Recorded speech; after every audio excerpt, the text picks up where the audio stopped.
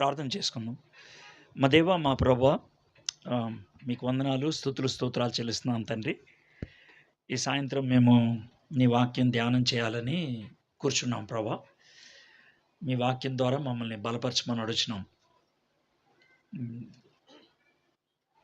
భారతదేశంలో ఉన్నటువంటి పరిస్థితులకు ప్రభా ఉజ్జీవం రావాలంటే మరి మమ్మల్ని ఏ విధంగా సిద్ధపరచాలని ఇష్టపడుతున్నావో నేర్చుకోవడానికి సహాయం చేయండి. చాలామంది సేవకులు ఉన్నారు ప్రభా ఇక్కడ. మా అందరితో కూడా మీరు మాట్లాడమని యేసు నామములో ప్రార్థన చేయించున్నాం తండ్రి. ఆమేన్.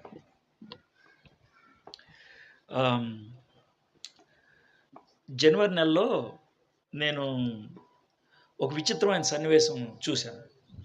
సౌండ్ బాగా తగ్గించాను. దాన్ని ఏం కెలకొద్దు, లేచిపో అక్కడి నుంచి. చాలు చాలు, ఇంకా తగ్గించే. చాలు, కూర్చో అక్కడ చూడు, ఏం కెలకొద్దు. Right, okay. అయితే జనవరి నెలలో ఒక సన్నివేశాన్ని, విచిత్రమైన సన్నివేశం ఏంటనంటే, నేను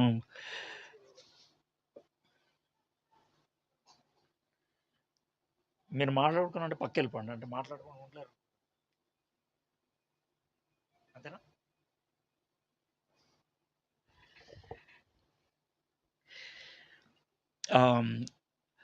నేను ఫ్లైట్లో ఎక్కాను. ఎక్కిన తర్వాత బాగా రాత్రి నిద్ర లేదని వెంటనే నిద్రపోయాను. మధ్యలోకి వెళ్ళిన తర్వాత ఆకాశంలో మెలకువ వచ్చింది. ఎందుకు మెలకువ వచ్చిందంటే, ఒక విచిత్రమైన సౌండ్ విన్నాను. ఏంటి ఇక్కడ సౌండ్ ఎలా వినబడుతుంది, నేను ఉన్నది విమానంలో కదా అని లేసా.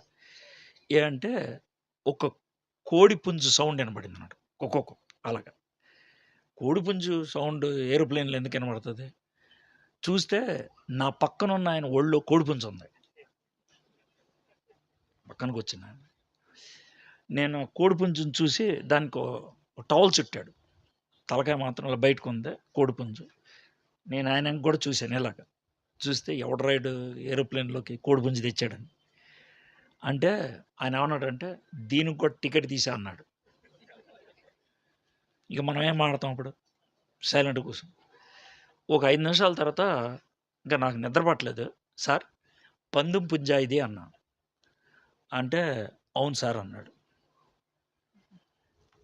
ఎంత ఉంటుంది అన్నా. 1,00,000-1,50,000 పలుకుతుంది సార్ అన్నాడు. కోడిపుంజు, అదంతా జోకేం కాదు. కోడిపుంజు 1,00,000-1,50,000 పలుకుతుంది సార్ అన్నాడు. ఆహా, సార్ దీన్ని ఎలా పెంచుతారు సార్ అన్న. అంటే సార్, ఒక్క పుంజుని ఎవరు పెంచరు సార్, సర్వసాధారణంగా 1/2 డజను లేకపోతే 10 పుంజులు కలిపి పెంచుతారు. ఒక్కళ్ళు కాకపోతే కనుక 2-3 కలిసి పెంచుతారు సార్. ఓ పనుని పెడతారు పుంజులు పెంచడానికి. ఆడికి నెలకి 15,000 రూపాయలు జీతం సార్ అన్నాడు. ఏది? కోడిపుంజు పెంచడానికి. అంటే కోడిపుంజు దాన కూడా ఆడేస్తాడా అన్న. లేదు సార్, దాన మనం ఇవ్వాలన్నాడు.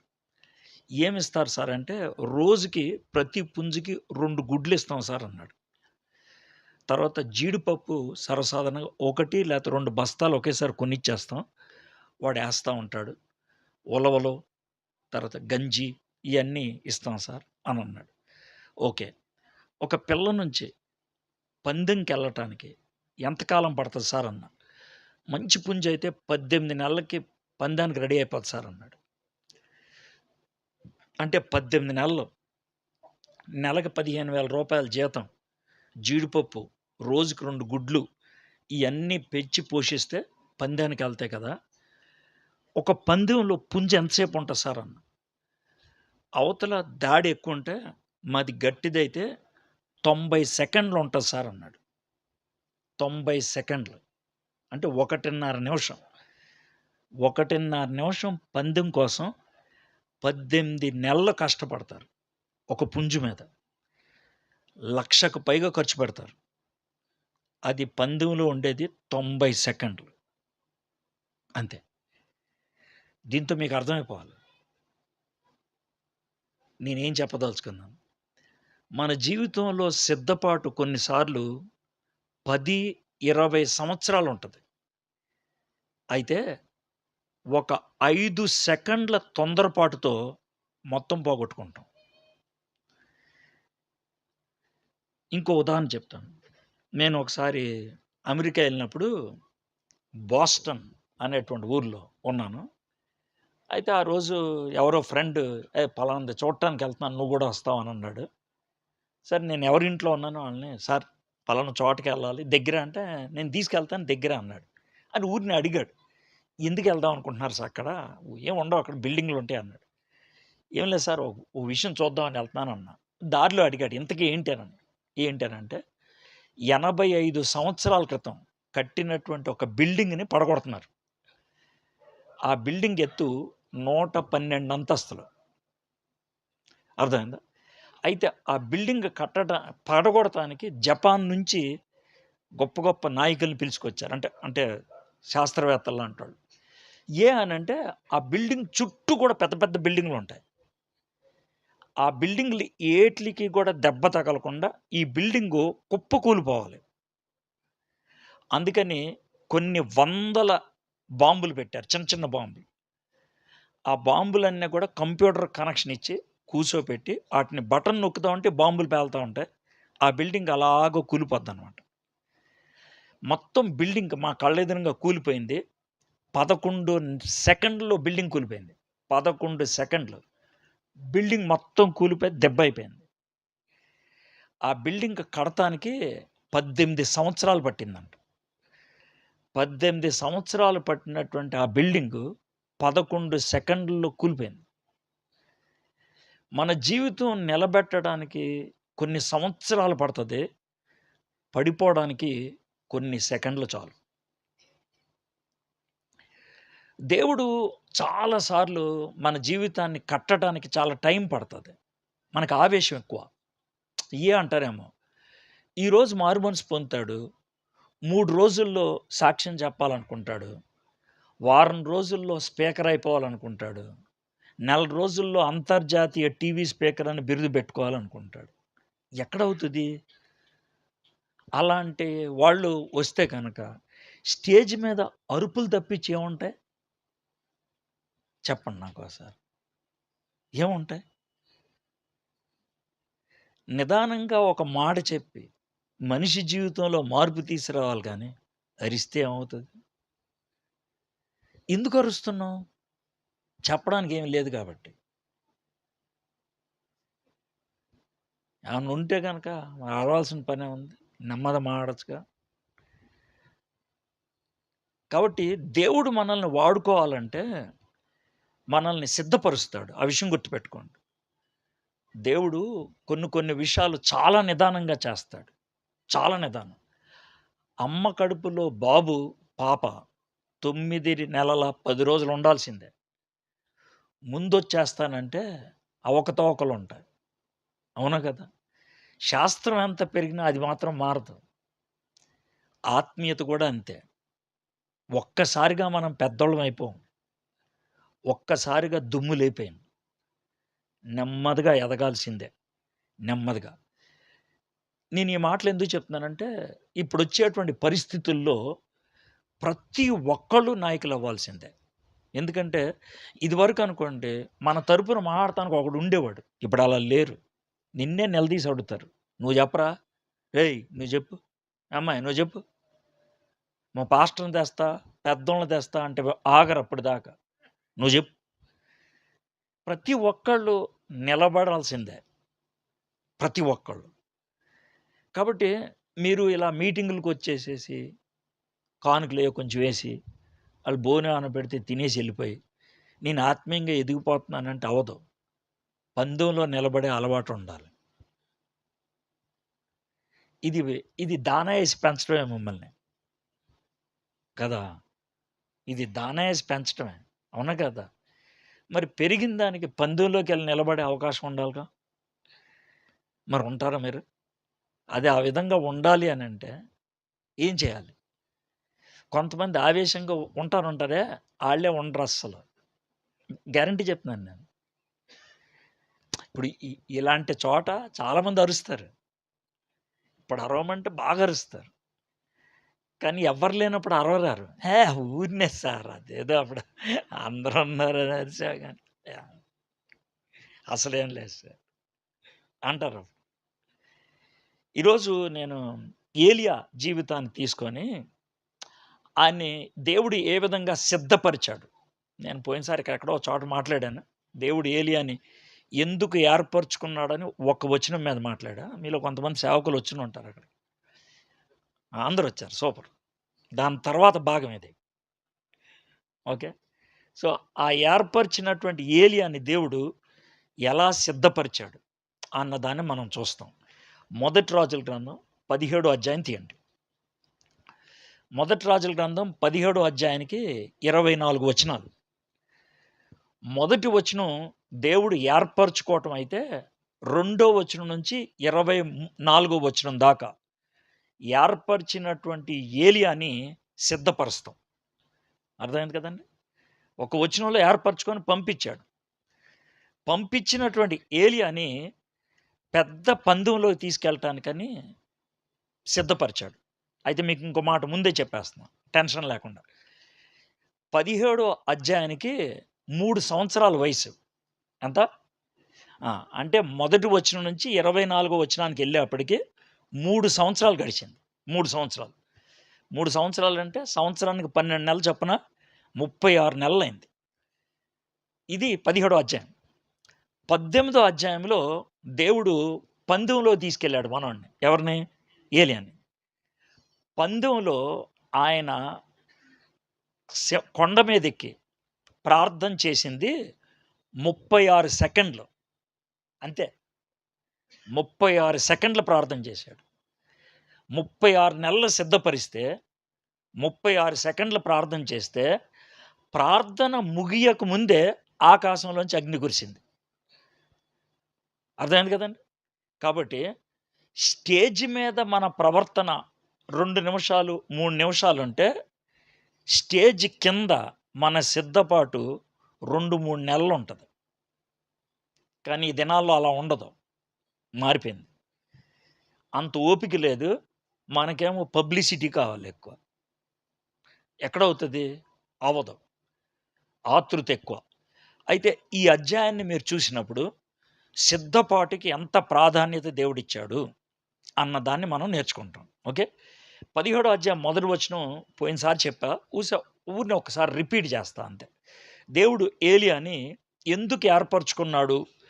ఏలియాలో ఏ లక్షణాలను బట్టి దేవుడు ఏలియాని ఏర్పరచుకోగలిగాడు అంటానికి 5 విషయాలు చెప్పాను. అది చెప్పిన తర్వాత ఇప్పుడు మిగిలినట్లకి వెళ్ళిపోదాం. అంతటా గిలాదు కాపరస్తుల సంబంధియును తిష్బీయుడైన ఏలియా ఆహాబు నద్దకు వచ్చి, ఎవని సన్నిధిని నేను నిలవబడి ఉన్నానో ఇశ్రాయేలు దేవుడైన ఆ యెహోవా జీవముతోడు నా మాట ప్రకారము గాక ఈ సంవత్సరముల్లో మంచైనను వర్షమైనను పడదని ప్రకటించాను. ఇక్కడ ఏలియా 5 లక్షణాలు బట్టి దేవుడు ఏలియాని వాడుకున్నట్లు లేకపోతే ఏర్పరచుకున్నట్లు మనకు అర్థమవుతుంది. ఏంటి మొదటిదనంటే, ఏలియా పుట్టు పూర్వోత్తరాలు మనకు చెప్పల. వాళ్ళ అమ్మా నాన్న పేరు చెప్పలేదు మనకి. ఆయన వయసు ఎంతో చెప్పలేదు. ఆయనకున్నటువంటి ఆత్మీయ అనుభవం ఎంతో కూడా చెప్పలేదు. గిలాదు కాపరుస్తుల సంబంధిను తిష్బీయుడైన ఏలియా.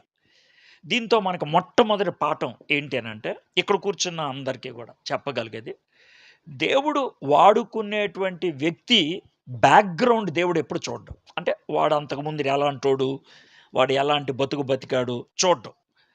కొంతమంది కూనికోరోళ్ళు అయి ఉండొచ్చు, వ్యభిచారులు అయి ఉండొచ్చు, దుర్మార్గులు అయి ఉండొచ్చు. అయితే ఈరోజు కనెక్ట్ అయిపోతే దేవుడు ఈ రోజు నుంచి వాడుకుంటాడు. సమరయ స్త్రీని అలాగే వాడుకున్నాడు కదా. కొంతమంది ఉంటారు, ఇదివరకు చాలా గొప్ప గొప్ప కార్యాలు చేసిన వాళ్ళు, కానీ ఈరోజు వాళ్ళ కనెక్షన్ లేదనుకోండి, దేవుడు వాడుకోలేడు. సంసోన్ అలాగా వాడుకోలేకపోయాడు, సౌల్ని అలాగ వాడుకోలేకపోయాడు. కనెక్షన్ పోయింది.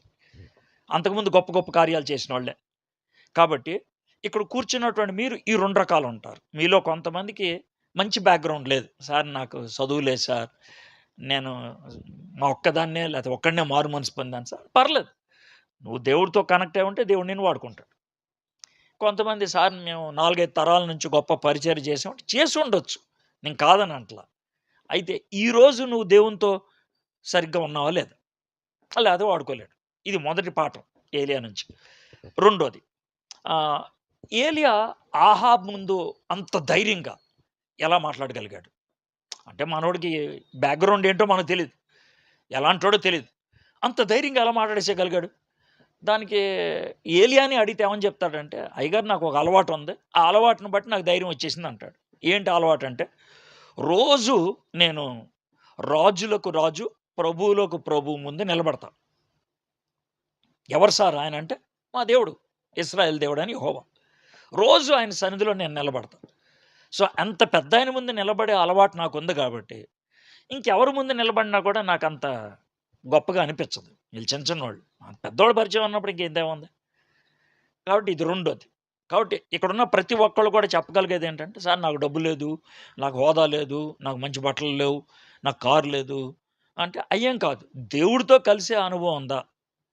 రాజులకు రాజు, ప్రభువులకు ప్రభు. అప్పుడు నువ్వు ఎవరి ముందైనా నిలబడగలవు. ఇది రెండోది. ఇక మూడోది, ఎవని సన్నిధిని నేను నిలబడి ఉన్నాను. ఎవని సన్నిధి ఎందుకన్నాడు ఆ మాట?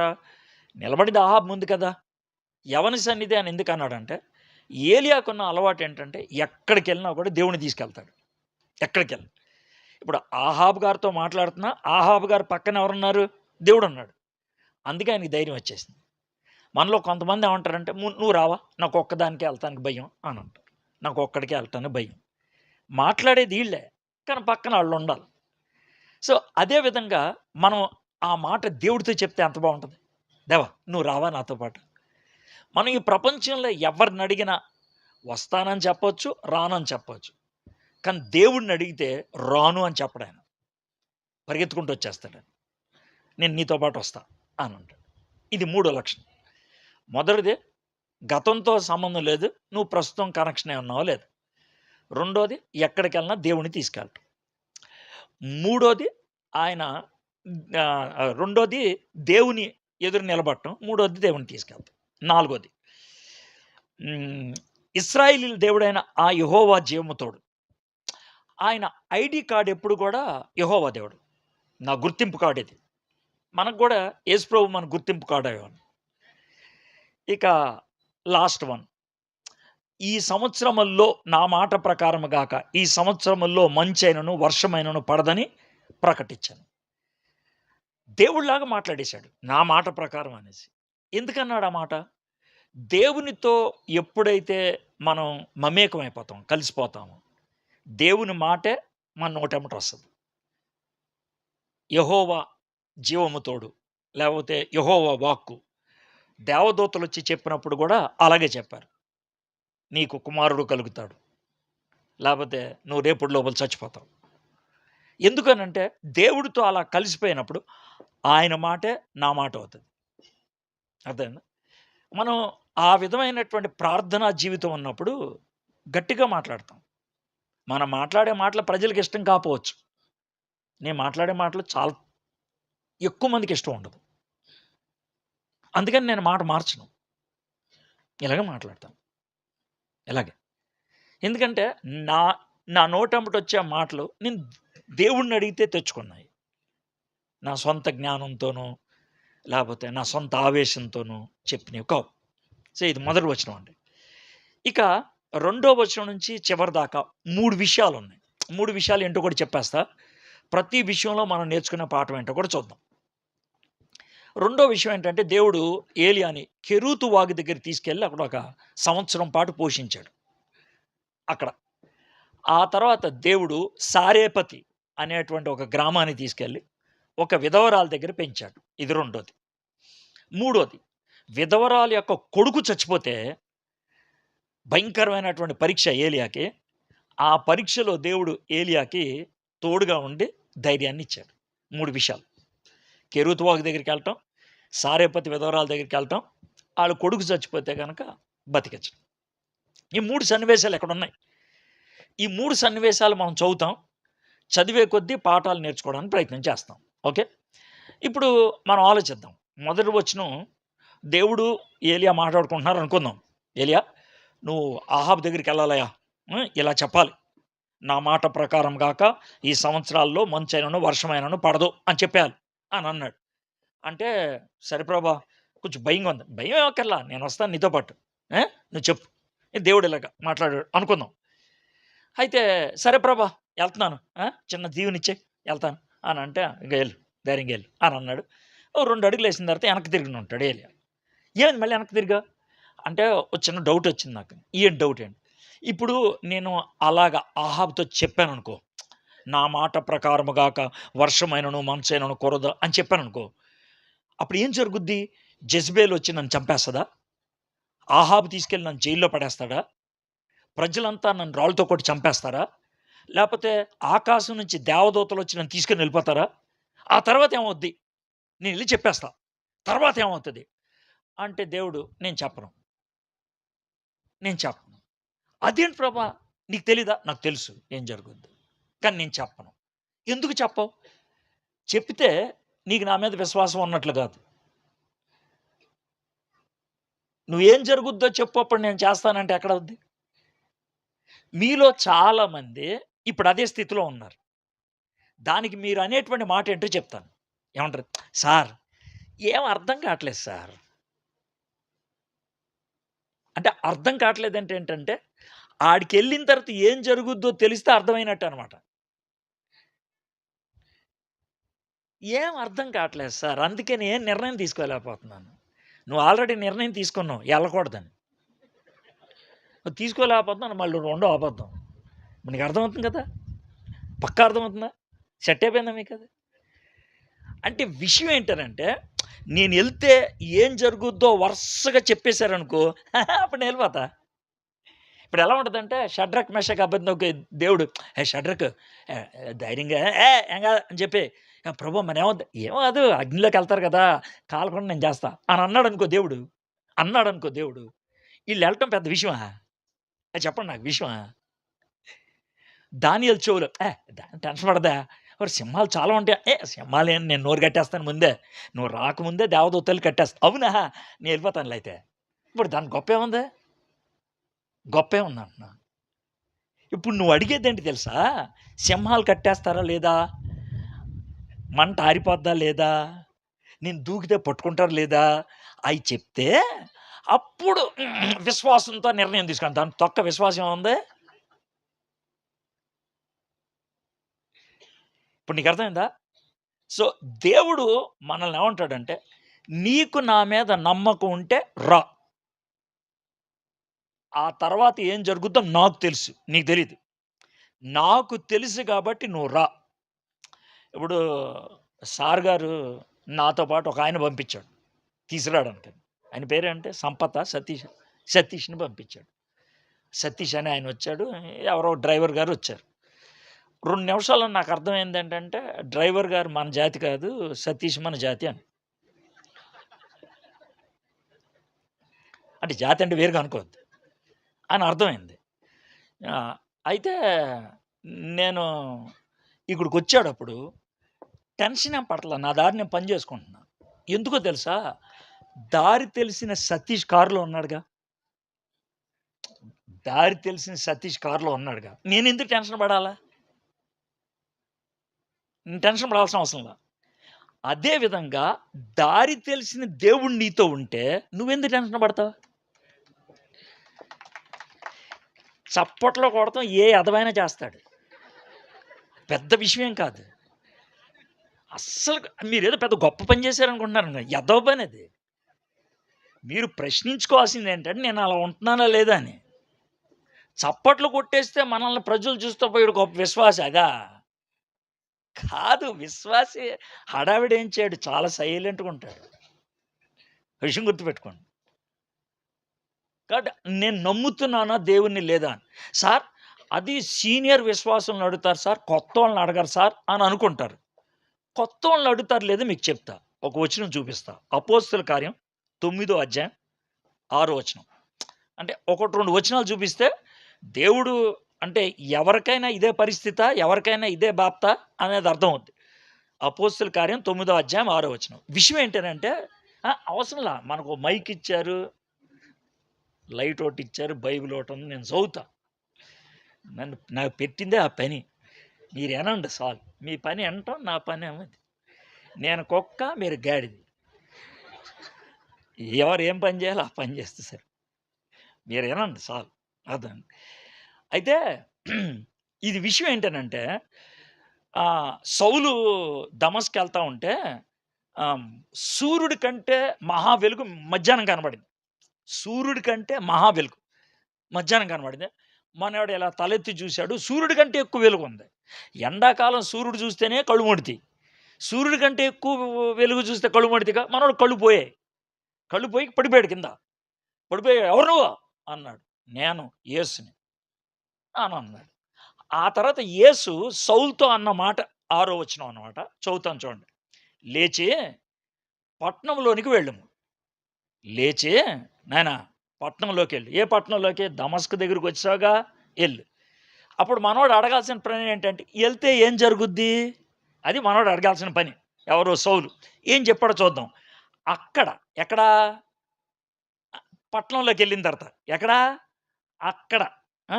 అక్కడ నువ్వు ఏం చేయవలనో అది నీకు తెలపబడును. ఎక్కడ? అక్కడ. ఎక్కడ? అక్కడ. ఇక్కడ కాదు. మనమేమంటాం? ఇక్కడ చెప్పు అప్పుడు అక్కడికెళ్తా అంటాం. ఇప్పుడు నీకు అర్థమైంది కదా! నువ్వు ఇక్కడ చెప్తే నేను అప్పుడు అక్కడికెళ్తా. అహ్, ఆ! నా పద్ధతి అది కాదు. నీకు నా మీద నమ్మకం ఉంటే వచ్చేయి.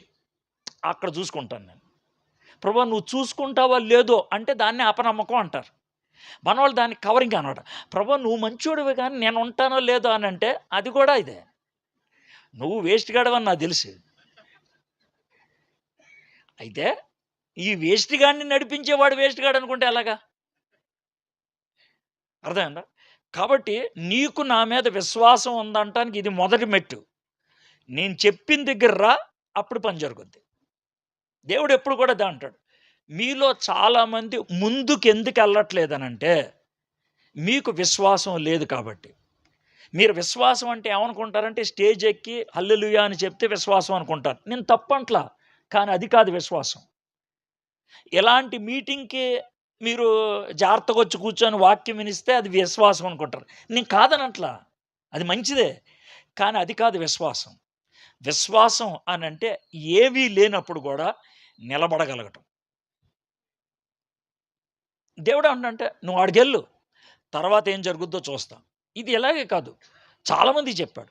ఇప్పుడు అబ్రాం గారున్నారనుకో, "అయ్యా లేసి నేను చూపిచ్చే దేశానికి రా" అనన్నాడు. అనంటే అది ఎలా ఉంటది? ఎక్కడుంటది? ఎన్ని ప్రశ్నలు అడిగాడో. చివరికి అబ్రాహాం గురించి ఏమి రాశారో చూద్దాం. హీబ్రీయులకు రాసిన పత్రిక 11 అధ్యాయం 8 వచనం. హీబ్రీయులకు రాసిన పత్రిక 11 అధ్యాయం 8 వచనం. అబ్రాహాము పిలువబడినప్పుడు విశ్వాసమును బట్టి ఆ పిలుపునకు లోబడి. దేన్ని బట్టి? విశ్వాసమును. తాను స్వాస్థ్యముగా పొందనేన్న ప్రదేశమునకు. అంటే నాకక్కడ గ్యారంటీగా ఉంది అని నమ్మకం ఉంది. స్వాస్థ్యం. మనకో ప్రాపర్టీ ఉందక్కడ. బయలు వెళ్ళాను. అంటే ప్రాపర్టీ ఉందని ఎళ్ళాడు. కానీ చివరి సెంటెన్స్ చూడండి. మరియు ఎక్కడికి వెళ్ళవలెనో అది ఎరుగక బయలు వెళ్ళాను. ఏమయ్య ఎక్కడికెళ్తాం? మనకాడ ప్రాపర్టీ ఉంది. అవునా? ప్రాపర్టీ ఉందా? డాక్యుమెంట్లున్నాయా? లేవు. పోనీ ఊరి పేరు తెలుసా? తెలీదు. ఈడెవడు పిచ్చోడు. ఊరి పేరు తెలీదంట. ప్రాపర్టీ ఉందంట ఈయనకి. స్వాస్థ్యం. ఆస్తి ఉందంట. ఆ! ఈ ఊరి పేరు తెలీదు. ఇదండి అబ్రాహాం గురించి. దాన్ని విశ్వాసం అంటారు. అర్థమైందా? ఇంకోటి చెప్తాను. ఈ 8వ వచనం చూసారు కదా! ఏది హీబ్రీ 11 దాని పైన వచనం. అయితే జాగ్రత్త వినండి. విషయం ఏంటనంటే వర్షం అనేది మొదట్లో ఉండేది కాదు. వర్షం అంటే ఏంటి? పైనుంచి నీళ్లు పడతాయా? అయి ఉండేవి కావు ఇదివరకు. ఉండేవి కాదు. ఉండేవి కావు. ఫస్ట్‌లో వర్షం ఉండేది కాదు. దేవుడు ఈ భూమి ఆకాశాలను సృష్టించినప్పుడు వర్షం ఉండేది కాదు. సార్ మరి చెట్లు ఎలా బతుకుతాయి సార్ అంటే కింద నుంచి నీళ్లొచ్చాయి. ఇప్పుడు ఎందుకు రావట్లేదంటే ఏం చేస్తాం? పాపం ఎక్కువైపోయింది. నీళ్లు ఆగిపోయినాయి. రావట్ల. ఇప్పుడు అలాగే ఉండేది. అయితే అసలు కింద నుంచి నీళ్లొచ్చాయి. పైనుంచి వచ్చేవి కావు. అయితే ఇలాంటి ఒక కొండ ప్రాంతంలో ఒకాయన పడవ కడుతున్నాడు. "రేయ్! ఏం కడుతున్నారిక్కడ? పడవ. పిచ్చోడా ఇక్కడేం కడతావేంట్రా? సముద్రం పక్కన కట్టాలి గానీ. లేదు ఇక్కడికే నీళ్లొస్తాయి." ఎలా వస్తాయిరా నీళ్లు? పైనుంచి వస్తాయా? మెంటలారా నీకు నీళ్లు పైన ఉంటారా? నీళ్ళెక్కడ ఉంటారా? కింద నుంచి వస్తాయి గానీ నీళ్ళు పైనుంచి రావడం ఏంట్రా? లేదు పైనుంచి వస్తాయంట. ఏ? పైన తూములున్నాయంట. దేవుడు ట్యాప్ ఇప్పుతాడంట. ఆయన అన్న మాట ఇదే. నేను సరదాగా ఏమనట్లా. తూములున్నాయంట పైన దేవుడు ట్యాప్ ఇప్పుతాడంట వస్తాయంట. ఈడు మెంటలోడురా బాబు. అని ఒక్కరోజు కాదు, 2 రోజులు కాదు. 100 సంవత్సరాలు ఏడిపిచ్చారు. ఎంతకాలం? ఆ! 100 ఏళ్ళు పట్టింది ఆయనకి పడవ కడతానికి. 100 ఏళ్ళు. ఆయన్నే నోవహు అంటారు. 7వ వచనం చూడండి, ఇందాక అది హెబ్రీ 11:7. విశ్వాసమును బట్టి నోవహు అది వరకు చూడని, అంటే అంతకుముందు వర్షం అంటే ఏంటో తెలియదు, నోవహుకు కూడా తెలియదు, కానీ చెప్పేశాడు అంతే. అది వరకు చూడని సంగతులను గూర్చి దేవుని చేత హెచ్చరింపబడి భయభక్తులు గలవాడై తన ఇంటి వారి రక్షణ కొరకు ఒక ఓడను సిద్ధపరచను. తెలియదు వర్షం అంటే ఏంటో, దేవుడు చెప్పాడు, చేసాడు అంతే. కాబట్టి గుర్తుపెట్టుకోండి, దేవుడు మనలో అలాంటి విశ్వాసం పుట్టించాలని ఇష్టపడతాడు. అప్పుడే వాడుకోగలడు. దేవుడు మనల్ని వాడుకోవాలంటే దేవుడి మీద మనకేముండాలా? మనల్ని దేవుడు వాడుకోవట్లేదంటే మనకేమి లేదని అర్థం. అది విషయం. సార్ నేను చర్చిలకు వస్తున్నాను కదా, మీటింగులకి వస్తున్నాను కదా, తర్వాత ఇలాంటి కూడుకులకు వస్తున్నాను కదా అంటే వస్తున్నారు. దీన్నే స్విమ్మింగ్ పూల్ అంటారు. స్విమ్మింగ్ పూల్‌లో ఏం చేస్తాం మనం? ఈత నేర్చుకుంటాం. నేర్చుకుంటున్నారు అంతే. మీకు ఈత ఇంకా రాలా. వస్తే చెరువులో పడేయచ్చు మిమ్మల్ని. వస్తే నదిలో పడేయచ్చు. అర్థమైంది కదండీ! మిమ్మల్ని చెరువులోను, నదిలోను ఎందుకు పడలేకపోతున్నాం? ఎందుకు మీటింగులకే పరిమితం అయిపోతున్నారంటే మీరు స్విమ్మింగ్ పూల్ అంతేనండి, ఈత కొట్టేవాళ్ళు. అంతే. స్విమ్మింగ్ పూల్ ఈతొచ్చు మీకంతే. మీకు విశ్వాసం లేదని అంట్లా. కానీ మీ విశ్వాసపు లెవెల్ ఎంత అంటే స్విమ్మింగ్ పూల్ వరకే. చెరువు దాకా కాదు. నది దాకా కాదు. కాబట్టి ఇక్కడ మీరు తర్బీదైతే, విశ్వాసం వస్తే దేవుడు అక్కడ వాడుకుంటాడు. ఇది పాఠం. దేవుడు ఎవరినైనా సరే తర్బీదు చేసి వాడుకుంటాడు. శిష్యులు ఉన్నారనుకోండి, పిలిచాడు, రండ్రా. 3.5 సంవత్సరాలు తనతో ఉంచుకొని అప్పుడు వాడాడు. అవునా కదా? సౌలు దమస్కెళ్ళి ఇదాడుగా 3 ఏళ్ళు ఎవ్వరికి కనబడకుండా దేవుళ్ళు ఎదిగిన తర్వాత అప్పుడు పరిచర్లోకి వచ్చాడు. అవునా కదా?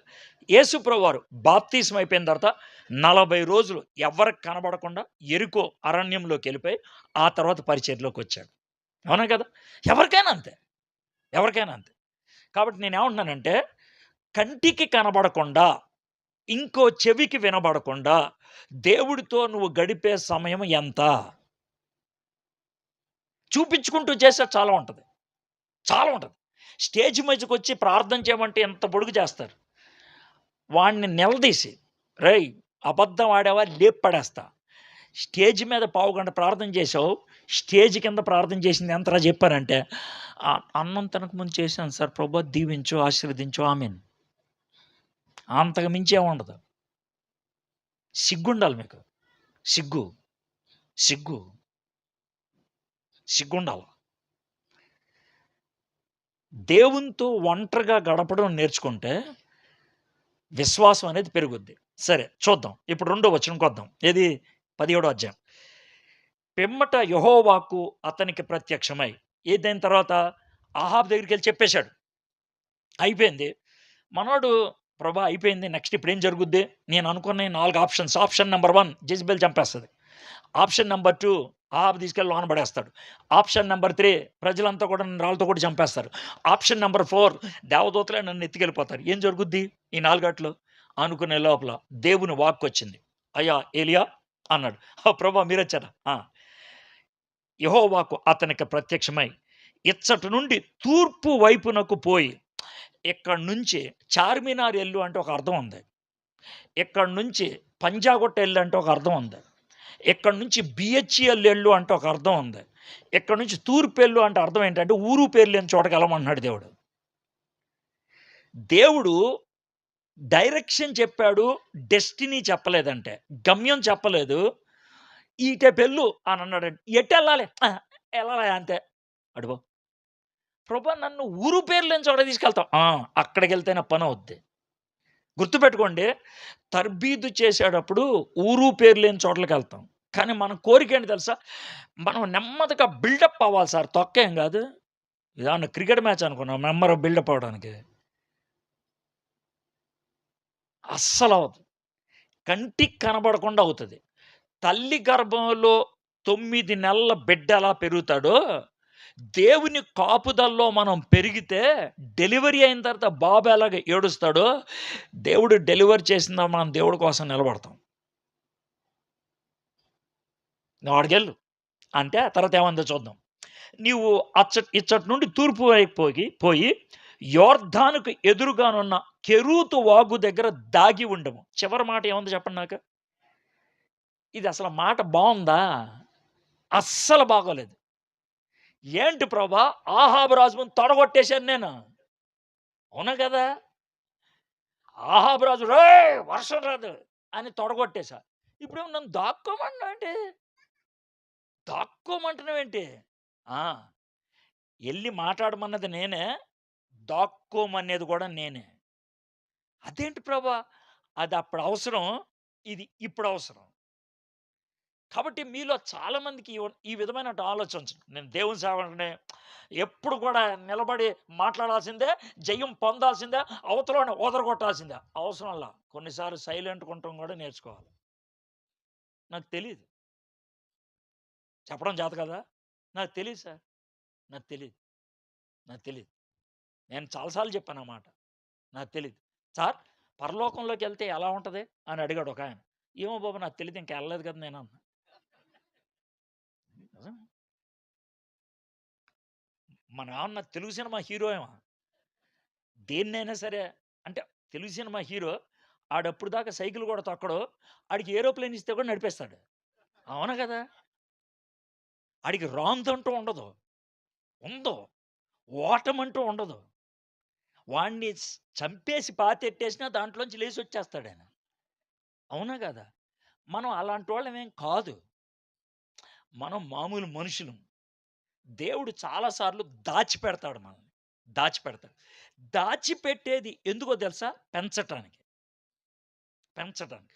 దేవుడు మనల్ని ప్రత్యేకించి వద్దు యువతలకొచ్చాయి. నాతో ఉంటే కొన్ని అలవాట్లొస్తాయి నాయి. నాతో ఉంటే నా శక్తి నాలోంచి నీలోకొస్తది. నాతో ఉంటే నా వాక్కు నీకొస్తది. దాచిపెడతా. మనోడికి అది అర్థం కాల. సరే ఎళ్ళాడు. దా దాగి ఉండము. ఆ వాగు నీరు నీవు త్రాగుదువు. అచ్చటకు నీకు ఆహారము తెచ్చినట్లు నేను కాకోలమునకు ఆజ్ఞాపించితినని అతనికి తెలియచేయగా, పోయి పోయి కాకే దొరికిందా నీకు? ఇంక వేరేదేం దొరకలా? పనికిమాలిన దొంగది. అది ఎప్పుడైనా సరే దొంగిలించుకొని తినేది. అది నాకెందుకు పెడతది? పైగా మా గురుగారున్నారే, ఎవడు మీ గురువు? మోషే. ఆ గురుగారున్నారే, కాకి చెడ్డ జంతువని చెప్పాడు. చెడ్డ పక్షి. దాంతో తెచ్చే ఫుడ్ నన్ను తినమంటావా? ఆయన చెప్పింది కరెక్టే. నేను చెప్తున్నాను ఇది ఇను. ఆ విషయం గుర్తుపెట్టుకోండి. దేవుడు మనతో చెప్పింది లెక్క. దేవుడు మనకి బయలుపరిచింది లెక్క. నువ్వు అనవసరంగా ఆడలా చేశాడు, ఈడిలా చేశాడు. నువ్వు వేరే వాళ్ళని అనుకరించడం కాదు కావాల్సింది. దేవుడిని అనుసరించటం. గుర్తుపెట్టుకోండి. ఇతరులను అనుకరించటం కాదు కావాల్సింది. యేసయ్యని అనుసరించడం. అనుకరించే వాళ్ళు చెప్తాను. కొంతకాలం క్రితం 'దినకరన్' గారున్నారు చూసారా? ఆయన చాలా ఫేమస్. కొంతకాలం క్రితం.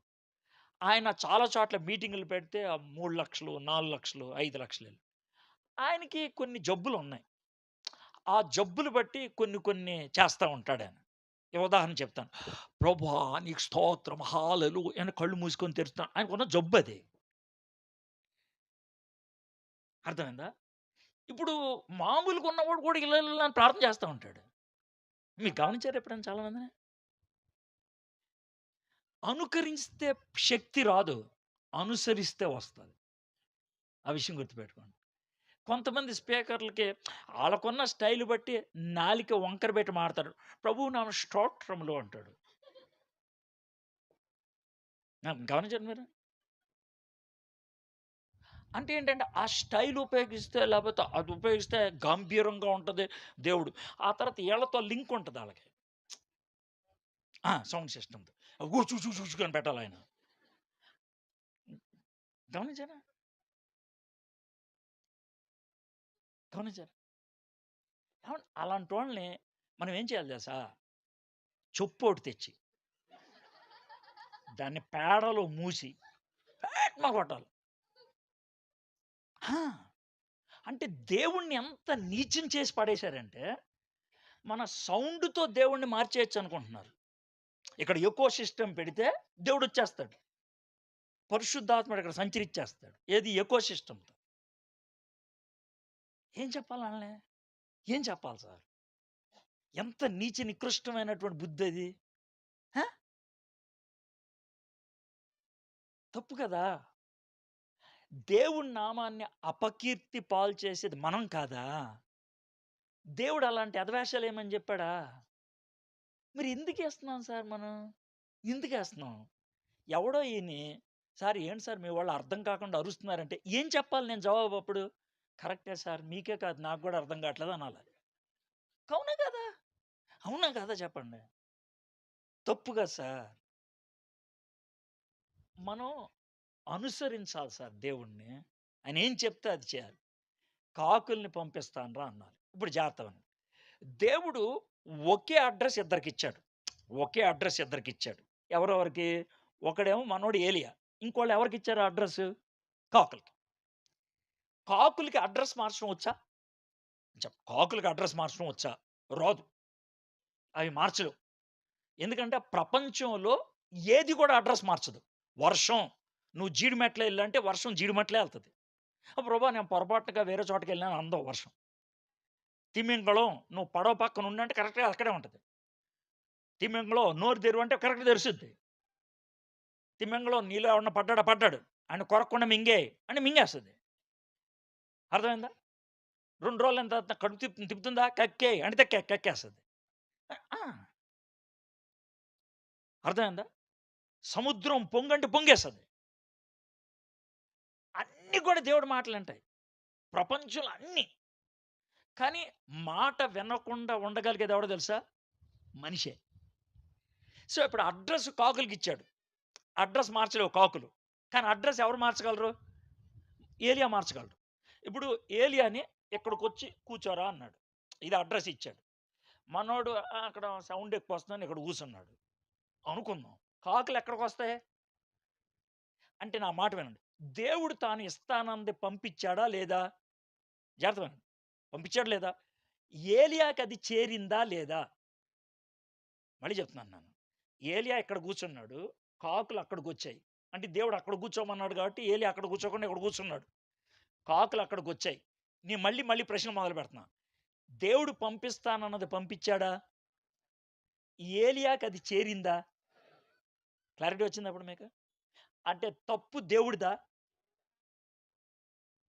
దేవుడు చెప్పిన చోటకి రాలాయన. మీలో చాలామంది దేవుడిస్తానన్నది ఎందుకు పొందుకోలేదంటే, దేవుడు చెప్పిన చోటికి రాలేదు కాబట్టి.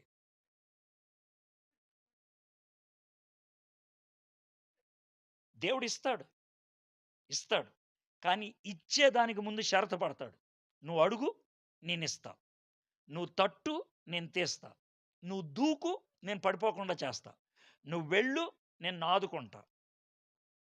నువ్వు ఆ ముందుది చేయలేదనుకో, దేవుడు చేసేది నీకొస్తదా? రాదు. ఇప్పుడు ఈ ఫ్యాన్ ఆగిపోయిందా? అయిపోయిందా? ఎందుకు ఆగిపోయింది? కదా!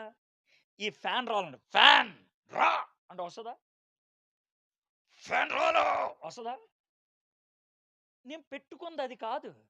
నేను ఇది నొక్కితే ఫ్యాను బాస్. ఇది నేను తయారు చేసుకుంది. ఫ్యాను స్విచ్ నొక్కితే తిరగాలని. దేవుడు కూడా అలాగే ఒక సిస్టమ్ పెట్టాడు. ఏంటా సిస్టము? ప్రార్థన అనే స్విచ్ నీకిచ్చా, నువ్వు నొక్కు జవాబు అనే లైట్ నేను ఎలుగుతా. అర్థమైంది కదండీ! స్విచ్ ఎవడి చేతిలో ఉంది? నీ చేతిలోనే. నువ్వు స్విచ్ నొక్కకుండా ఎలగట్లేదు సార్ నా బతుకంటే దానికి ఎవడేం చేస్తాడు? ఎవడేం చేస్తాడు సార్? సో, దేవుడు స్పష్టంగా అయితే మన క్యాలెండర్‌లు ఉంటాయే, క్యాలెండర్‌లు గాని, తర్వాత జనవరి 1 తారీఖు ఇచ్చేటువంటి వాగ్దానపు కార్డులు గాని ఉంటాయి చూసావా? దాంట్లో నువ్వు స్విచ్ నొక్కు లైట్ ఎలుగును అని వాక్యంలో ఉంటే, వాళ్ళు రాసేది ఒకటే నీ లైట్ ఎలుగును అని రాస్తాడంతే. దాని ముందుది రాయడు. సార్ మన లైట్ ఎలగట్లేదు సార్. సార్ మన లైట్ ఎలగట్లేదు సార్. మన లైట్ ఎలగట్లేదు. అరె సగం రాసుకొచ్చారా? నేనేం చేయను దానికి? దానికి ముందు ఒకటుంది స్విచ్ నొక్కరా అని. అది రాసి రాలా నువ్వు. ఇప్పుడు నీకు అర్థమైంది కదా అది? పైగానేమో సార్ మనకో వాగ్దానం ఉంది సార్. ఏంటి ఆ వాగ్దానం? లైట్ ఎలిగిస్తాను సార్. ఆ! ఆ వాగ్దానమే బతికేస్తా ఉంటారు. సార్ మీటింగ్‌కి ఎందుకొచ్చారంటే, దేవుడు ఒక వాగ్దానం ఇస్తాడని వచ్చాను సార్. మీలో చాలామంది అంటారు. మీలో ఎదవ ఫేసులు పెట్టొద్దు. నేను కాదన్న ఫేసులు పెట్టొద్దు. నాకు తెలుసు మీ సంగతి. ఇక్కడుండే వాటిలో 100% అదే బ్యాచ్. పక్కా చెప్తున్నాను. బైబిల్‌లో ఒక్క వాగ్దానం చూపించండి షరతు లేనిది. ఒక్క వాగ్దానం. ఒక్కటి కూడా లేదు. ఒక్కటి కూడా లేదు. ప్రతి దానికి దేవుడు మనతో లింక్ పెట్టాడు. నువ్వు ఇది చెయ్యి, నేను అది చేస్తా. దేవుడు లింక్ పెట్టాడు. నువ్వు చెయ్యింది చెయ్యి, చేయాల్సింది చేయకపోతే అది రాదు. ఏలియా నువ్వు అక్కడికెళ్తే అక్కడికి కాకులొస్తాయి. ఇప్పుడు మనోళ్ళు చేసే ప్రార్థన ఏంటి ఎలా ఉంటదో చెప్తాను చూడండి. నేను ఇక్కడ కూర్చున్నాను. దేవా! నువ్వు సర్వశక్తిమంతుడివి. నువ్వు సర్వాధికారివి. నువ్వు ఏదైనా చేయగలిగేవాడివి. ఆ కాకులు ఇక్కడికొచ్చేట్టు చెయ్యి.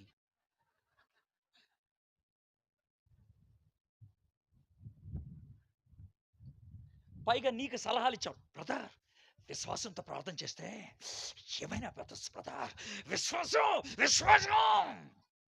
ఇదే వాడనేవాడు. దేవుడి మాట లెక్కలేదు నా విశ్వాసం. అందుకనే మనకి చివర్లో సాక్ష్యం. దేవుడి గొప్ప విశ్వాసంతో సాధించాను. దేవుడిచ్చింది కాదు అది. వీడు సాధించింది. వద్దమ్మా అస్సలు. దేవుడు చెప్పిన మాటకి లోబడితే పనవుతది. మనం సాధిస్తే అయ్యేది కాదు. ఏలియా నువ్వు అడగెళ్ళి కూసో. అప్పుడు కాకులొస్తాయి తిను. సరే ఏమైందో చూద్దాం. 5వ వచనం. అతడు పోయి యెహోవా సెలవ చొప్పున యొర్దానుకు ఎదురుగానున్న కెరూతు వాగు దగ్గర నివాసము చేసెను. అంటే మనోడు అక్కడ ఒక గుహ ఏదో సెటప్ చేసుకొని ఉండుంటాడు. అక్కడ సెటిల్ అయిపోయాడు మనోడు. దగ్గర దగ్గర సంవత్సరం ఉన్నాడక్కడ. దగ్గర దగ్గర సంవత్సరం సెటిల్ అయిపోయాడు. ఎందుకనంటే విశ్వాసములో నడిచిన తర్వాత దేవుడేం చేస్తాడంటే ఆ విశ్వాసంలో స్థిరపరుస్తాడు. విశ్వాసంలో ఆడికెళ్ళాడు. స్థిరపడిపోయాడు. రోజు పొద్దున్న, సాయంత్రం. పొద్దున్న, సాయంత్రం కాకులొస్తున్నాయి. బ్రెడ్ ముక్కలేస్తున్నాయి కొన్ని. కొన్ని మటన్ ఫ్రైలు, కబాబ్ ఫ్రైలేస్తున్నాయి. ఈ బ్రెడ్డు, కబాబ్ ఫ్రై 2 కలుపుకొని తింటా ఉన్నాడు. అర్థమైందా? 2 రోజులైన తర్వాత, "దేవా ఏంటిరాయనా?" "ఏం లేదు ప్రభా! కబాబ్ బా టేస్ట్ ఉంటుంది. బ్రెడ్ గూడా బా టేస్ట్ ఉంటుంది." "ఎవరు ప్రభా దీన్నొండేది?" నీ చ నేను దీని నుంచి ఒక పాఠం నేర్పిస్తా. అందుకని చెప్తున్నానిది. సరదాకి కాదు. "ఎవరు ప్రభా నీకెందుకురా? నీకెందు" అంటే ఆవిడెవరో పేరు తెలుసుకుంది. అవసరంలా, అవసరంలా. పరలోకంకొచ్చిన తర్వాత చూపిస్తా ఆవిడెవరో. నేనెందుకని ఈ మాట చెప్తున్నాను తెలుసా? చాలా సార్లు మనం చేసేది కనపరుచుకోవాలనుకుంటాం. అవసరం లేదు. చాలా విషయాలు కనబడవు. చాలా విషయాలు కనబడవు. చాలా విషయాలు. ఆ సంవత్సరం పాటు రోజు కబాబులు చేసి, రోజు బ్రెడ్ చేసి, ఏ అమ్మిచ్చిందో తెలీదు మనకి. బహుశా పరలోకంలోకెళ్తే ఏలియా గారి పక్కన ఒక ఆవిడుంటే, "ఏలియా గారు ఈవిడెవరంటే?" "ఈవిడే సంవత్సరం పోషిచ్చింది." ముందు నుంచి తెలుసా? తెలీదు. మరి ఎలాగా? ఇక్కడికొచ్చిన తర్వాత పరిచయమైంది. ఆ! నాకేమనిపిస్తది తెలుసా? మనకి పరలోకంలో అలాంటి షాకులు ఎన్ని తగులుతాయో. "రేయ్! ఆ రోజు నీ కోసం ప్రార్థన చేశానురా" అని ఒక ముసలావిడ చెప్పుద్దేమో. అలాగ మన కోసం తెలియకుండా ప్రార్థన చేసినోళ్ళుండొచ్చు. అలాగ నేను ఎంతమందికుండాలి అనేది నా తపన. అక్కడ నేను ప్రార్థన చేసిన వాళ్ళు కనబడితే, "బ్రదర్ ఆ రోజు మీ గురించి" "అవునా? ఆ రోజు మీరు చేశారా?" "అవును బ్రదర్ మీకోసం చేశాను ప్రార్థన." దీన్ని సీక్రెట్ మినిస్ట్రీ అంటారండి. కానీ మనం ఏంటనంటే, ఏ మినిస్ట్రీ అయినా ఇక్కడే అవార్డ్ వచ్చేయాలనుకుంటాం. ఇక్కడే. మీకో విషయం చెప్పమంటావా? ఇక్కడ అవార్డొస్తే చావుతో పోద్ది. అక్కడ అవార్డొస్తే చావే ఉండదు దానికి. మీకు అర్థమవుతుందా అది? అక్కడ అవార్డొస్తే దానికింక చావు లేదు. ఇక్కడ అవార్డొస్తే చావుతో పోద్ది. చచ్చిపోయిన తర్వాత బోలెడు అవార్డులు సంపాదించాడు. ఏమి లాభం లేదు సార్ చచ్చిపోయాడు సార్ అంటారు. కానీ అక్కడ అలా ఉండదు. ఇప్పుడు మీకు అర్థమవుతుందా? వీలైనంత మట్టుకు మనం చేసేటువంటి పరిచర్య పబ్లిక్ అయిపోవాలా, అందరికి తెలిసిపోవాలా, చప్పట్లు కొట్టేయాలా, నాకు దండేసేయాలా, షాల్వా అనుకుంటే ఏస్తారిక్కడ. కానీ ఇక్కడితో అయిపోద్ది. ఇక్కడైతే రూ. 115 షాల్వా ఏస్తాను నీ నెత్తి మీద. రేట్ కూడా చెప్తున్నా. రూ. 115. అదే అర డజన్ కొంటే గనక రూ. 90. అదే 20 కొంటే గనక రూ. 65. అవునా కాదా? రూ. 65కి మంచి హోటల్‌లో ప్లేట్ ఇడ్లీ కూడా రాదా? ఎంత దరిద్రమైన బతుకంటే ప్లేట్ ఇడ్లీ కోసం తాపత్రయపడిపోతున్నావు నువ్వు. ఆ! శాలువా. ఏంటో ఆ ఫీలింగు. కానీ దేవుడేమంటాడో తెలుసా? అది తెలవనక్కర్లేదమ్మా. తెలవనక్కర్లేదు. సరే, ఏలియా సైలెంట్‌గా ఉన్నాడు. అక్కడ కాకోలం. ఉదయమందు రొట్టెను, మాంసమును, అస్తమయమందు రొట్టెను, మాంసమును అతని వద్దకు తీసుకొని వచ్చుచుండెను. అతడు వాగు నీరు త్రాగుచూ వచ్చాను. కొన్ని రోజులైన తర్వాత, "దేవా" అన్నాడు. "ఏమైందా ఏలియా?" "ఏం లేదు ప్రభా, అంటే ఒక చిన్న మాట మీకు చెప్దామని." "ఆ! చెప్పు." "ఏం లేదు, పొద్దున్నే కాకులొస్తున్నాయి. చక్కగా మటనును, బ్రెడ్ పడేస్తున్నాయి తింటున్నాను. చాలా సేపు నీ సన్నిధిలో గడుపుతున్నాను బావుంటుంది. మధ్యాహ్నం ఒక గంట అలా నిద్రపోతున్నాను. 2-3 ఆ ప్రాంతం దాకా. 3 గంటలు లేసి కొంచెం మొహం అయి కడుక్కొని అలా కూర్చుంటాను. 4 ఆ టైం కల్లా కాకులొచ్చేస్తాయి. మరి ఏంటి సమస్య? అంటే కొన్నిసార్లు సాయంత్రం 4, 4:10, 4:15 అవుతుంది కాకులు రావడానికి. అయితే ఏమైంది? అంటే కొంచెం బీపీ అది ఎక్కువైపోవటంతో టెన్షనొచ్చేస్తుంది నాకు. ఎవరికి? నాకే అంటాడు ఏలియా. అయితే ఇప్పుడు నన్నేం అంటే ఏం లేదు. కాకులు గూడా కొంచెం రెస్ట్ ఉంటది కదా!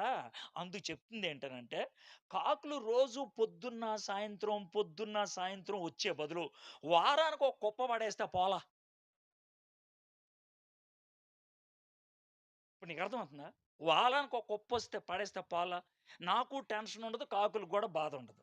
మీరు గూడా అడిగేదేంటంటే, ప్రభా నాకు ఏ పూటకి ఆ పూట డబ్బులిస్తున్నాయి గానీ, కొంచెం బ్యాంక్ బ్యాలెన్స్ పెద్దది పడేస్తే పోలా సెటిల్ అయిపోవచ్చు. ప్రమోషన్ ఇస్తే పోలా సెటిల్ అయిపోవచ్చు. పర్మనెంట్ ఉద్యోగం వస్తే పోలా సెటిల్ అయిపోవచ్చు. మీరెందుకు సైలెంట్ అయిపోయారు తెలుసా? మీలో చాలా మంది ఆ ప్రార్థన చేశారు కాబట్టి.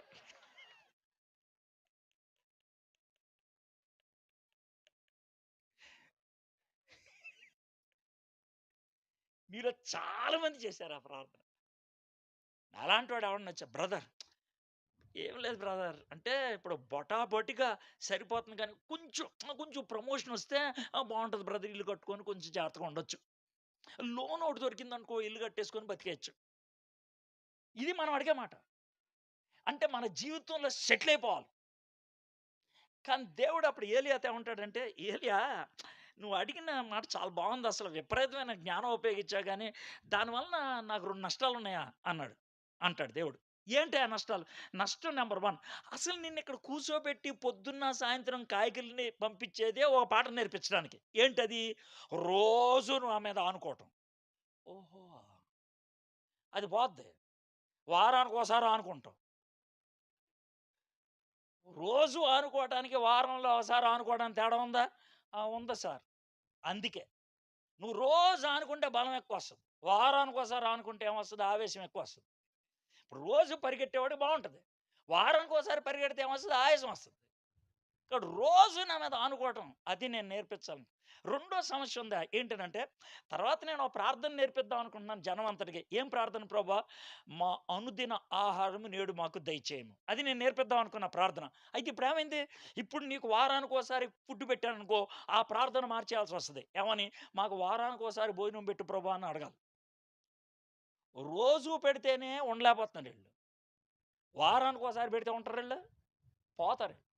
కాబట్టి ఈ సంవత్సరం పాటు నీకు నేర్పిద్దాం అనుకున్న పాఠం ఒకటే. ఏంటి ఆ పాఠం? నా మీద ఆనుకోవటం. నా మీద ఆనుకోవటం. గుర్తుపెట్టుకోండి. ఈ పాఠం బాగా నా అవసరత దేవునిపై ఆనుకోవడానికి అవకాశం. నా అవసరత దేవునిపై ఆనుకోవడానికి అవకాశం. దేవుడు కొన్నిసార్లు నాలో అవసరత పుట్టిస్తాడు. దాన్ని బట్టి దేవుని మీద ఆనుకోవడానికి. అది దేవుడు చేసే పని. చిన్న పిల్లల్ని ఆ విధంగా నేర్పిస్తాం. వాళ్ళని నడక నేర్పించేప్పుడు ఆడినలా పెట్టి చేతులు ఇంత దూరం పెడతాం. వాడు ఇలాగ నడుచుకుంటూ వచ్చి నవ్వుతూ మీద పడిపోయాడనుకో, వాడిని కౌగిలించుకొని ఆనందిస్తాం. నడక నేర్పడం అంటే అదే. నడక నేర్పడం. దేవుడు ఆ విధంగా విశ్వాసపు నడక నేర్పిస్తున్నాడు ఏలియాకి.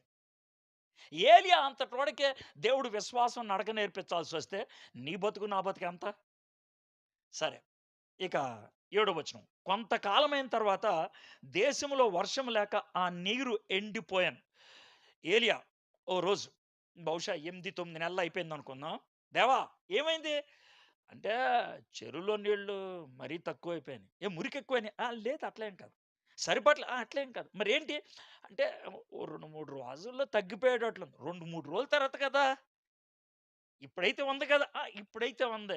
అంటే ఇది పోద్దేమో అని భయం. దీంతో నాకు విషయం అర్థమవుతుందా అంటాడు దేవుడు. ఏంటనంటే, నీకు నమ్మకం చెరువు మీద, నా మీద కాదు. నీకు అర్థమవుతా? నీకు నమ్మకం చెరువు మీద, నా మీద కాదు. మీలో కొంతమందికి గవర్నమెంట్ ఉద్యోగం వస్తే నాకు బావుంటది. అంటే నీకు నమ్మకం దేని మీద? గవర్నమెంట్ ఉద్యోగం మీద, దేవుడి మీద కాదు. బ్యాంకులో డబ్బులు మనకి ఉంటే కనుక బావుంటది. అంటే నీకు నమ్మకం దేని మీద? బ్యాంకులో డబ్బులు. నేను నిన్నిప్పుడు అడుగుతుంది ఏంటంటే, నీ నమ్మకం దేని మీద? ఏలియా చెరువు మీదేమో. మరి నీకు దేని మీద? సరే మొత్తానికి అయిపోయింది. సంవత్సరం అయిపోయింది. ఆ తర్వాత ఏమని చూడండి 8దో వచనం. అంతటా యెహోవా వాక్కు అతనికి ప్రత్యక్షమై ఇలాగ సెలవిచ్చెను. అయ్యా ఏలియా నీకు లొకేషన్ మార్చేస్తున్నాను. ఎక్కడి నుంచి? ఎక్కడికి తీసుకెళ్తావు ప్రభా? చూద్దాం. నీవు సీదోను పట్టణ సంబంధమైన సారేపతు అను ఊరికి పోయి అచ్చట ఉండుము. నిన్ను పోషించుటకు అచ్చటనున్న ఒక విధవరాలికి నేను సెలవిచ్చి తిని ఈ మాటలు విన్న తర్వాత ఇలా పట్టుకొని ఉన్నాడు.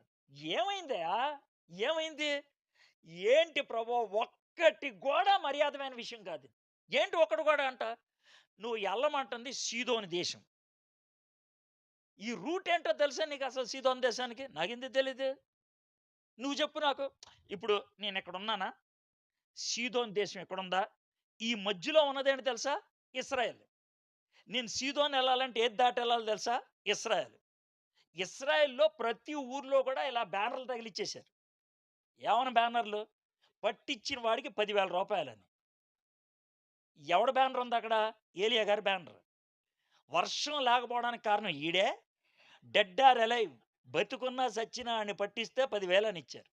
నేను ఆ ఊర్లోంచి నడుచుకుంటూ ఎళ్తుంటే నన్ను ఎవడో ఒకడు చూడకుండా పోతాడా?